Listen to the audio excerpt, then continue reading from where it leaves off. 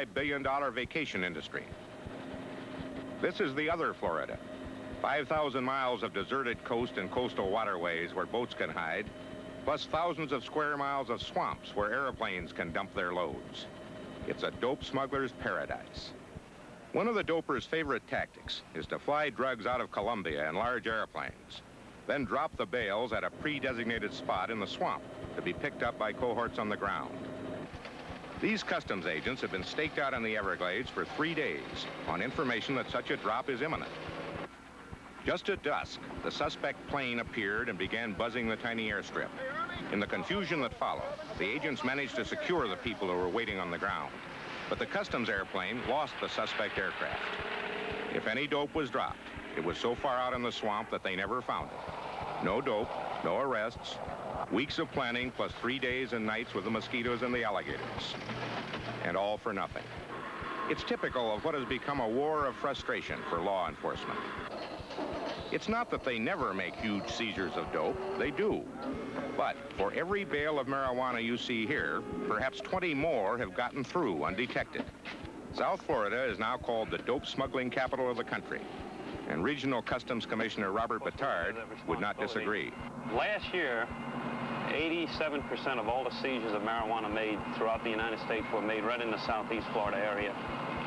For the first month of this fiscal year, 95% of all the marijuana was seized right here. Fred Rohde of the Drug Enforcement Administration, DEA, gave us a primer on how the smugglers operate at sea, from Colombia in South America, where most of it originates, to Florida and beyond. Well, a typical operation would be a mothership off the Colombian coast with, say, 100 tons of marijuana proceeding up these waters, and have coordinates where they'll meet vessels, offload vessels coming from the Florida coast, and drop off another 20 tons.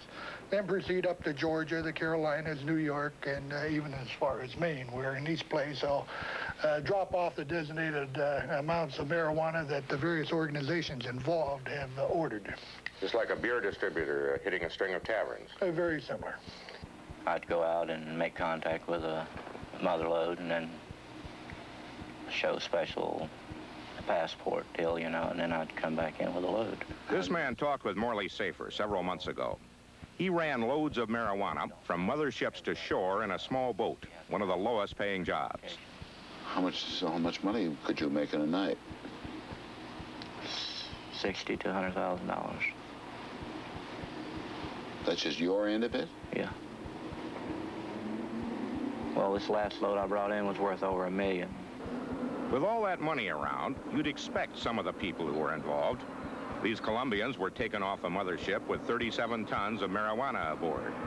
The red color shows it's marijuana. It is definitely marijuana. These young Americans were caught with a paltry 250 pounds on an airplane. Authorities speculate they were headed for the streets of New York to make a few fast bucks. But then there are people you might not expect. We've arrested, convicted doctors, lawyers, judges, prosecutors, law enforcement officials, a mayor of a prominent city, and people from every walk of life. During one 6-hour period while we were filming in Miami, we learned the following in an oh, by the way manner. The Coast Guard seized a pleasure boat with more than 8 tons of marijuana, street value $5 million. DEA confiscated 35 pounds of pure cocaine, worth close to $8 million. And Miami police turned over to Customs $375,000 in cash, picked up in a drug arrest. In fact, one of the biggest problems the smugglers have is what to do with their money. Those starched bankers' eyebrows go up when someone tries to deposit a few $100,000 in dirty bills out of a bag. And so, authorities say, at least 4 banks in the Miami area are owned by the dopers. 20,000, how about 21? 21, how about 22? And this isn't your everyday auction. The customs people are selling off vessels they've seized, going for a fraction of their original worth because they've been tied up in court cases for so long. The Jubilee 5 here, dusty and dirty and probably beginning to rot after months at the dock, is not untypical. Found abandoned in Fort Lauderdale with 11 tons of marijuana aboard. In fact, the customs people have 150 boats like this in custody, 150 different stories. The Concord, with more than 9 tons aboard, found tied up at a house in Fort Lauderdale. 5 people arrested. And the Grand Hotel, found drifting south of Great Isaac Light. The crew had abandoned ship, leaving aboard 13 tons of marijuana for the feds to burn. They can buy any size vessel they want. They can pay any amount of money up to $500,000 to $1 million. And in effect, it's overhead. It's no problem to them. This man has flown several loads of marijuana into Florida for dope smugglers. I was at a guy's house one time when he got a little bit loaded and decided he was going to count his money. And, he had about 60 shoeboxes, and he started dumping them on the bed. He made a pile of money about 3 foot high, and they started running off the sides of the bed, Well, he eventually was caught.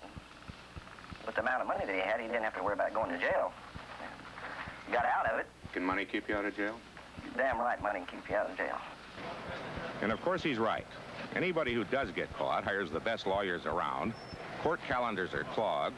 Some prosecutors will tell you privately that any case involving less than 6 tons of marijuana is a nuisance they'd rather not hear about. Some dopers just pay their bail and disappear. We have some 3,000 fugitives in DEA, people that have no problem putting up $200,000 or $500,000 bail. That's overhead again? That's overhead. The customs people are the ones directly responsible for stopping dope entering the country.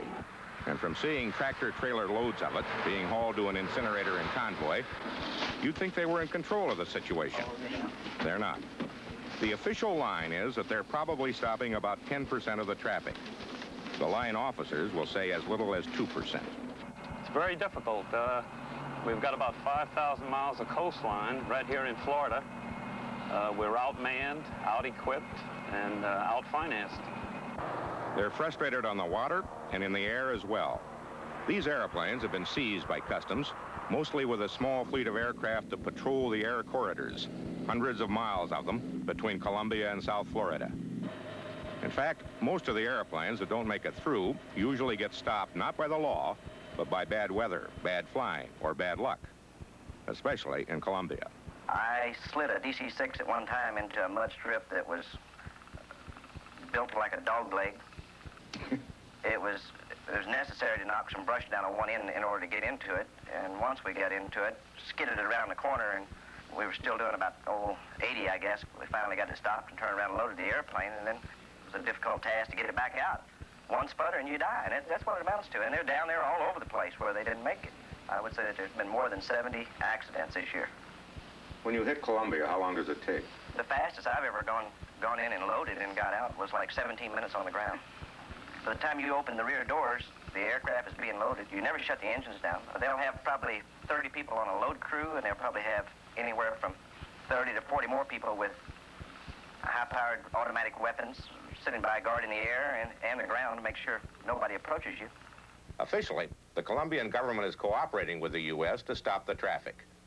But people who have been there wonder about that. Who are the people with the automatic weapons? They appear to be military. They have military uniforms and stuff on. You wouldn't be surprised to find out troops were involved? No, I wouldn't.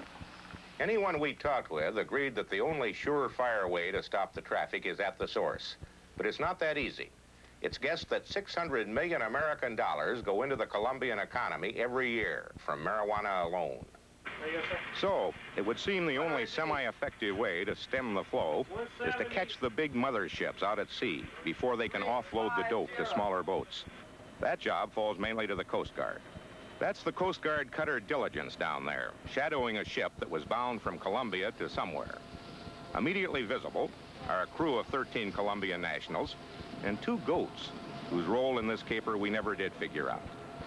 The Colombians have told the Coast Guard that their holds are full of marine equipment, but the captain of the Diligence, James Bellingham, suspects otherwise. We initially noticed them underway with all their running lights on. Later on, we observed them turning out their running lights, coming in closer to the beach, and eventually rendezvousing with the smaller boat. All of these things are typical of a profile that we see with drug traffickers. But they were in international waters, and because of the claim of British registry, the American and British State Departments had to be called in.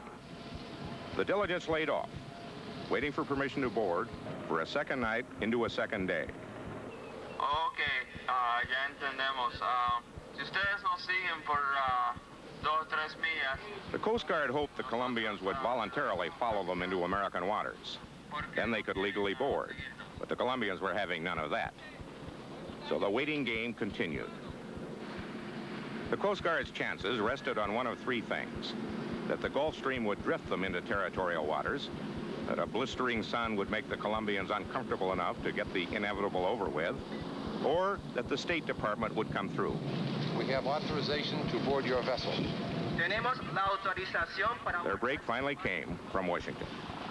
At the end of the third day, the Diligence was allowed to board, but only to check for proof of registry. The boarding party found no documents that would prove British registry, so the Coast Guard was able to make its decisive move in this game of maritime chess. They could look for the registry number on the main beam of the ship, which meant that they had to go into the holds. Boarding party, this is Diligence. Understand there's a large quantity of bales obstructing the number? That's a Charlie. Boarding party, are these bales of marine supplies or of a green leafy matter? Test is positive for THC. The marine equipment turned out to be 50 tons of marijuana. So the game was over. The ship, which had been detained, was now seized.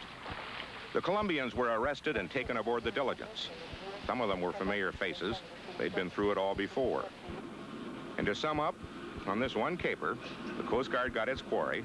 They'll fly their marijuana flag into the Miami station and add a hash mark to indicate another kill. The Immigration Service will get 13 Colombians.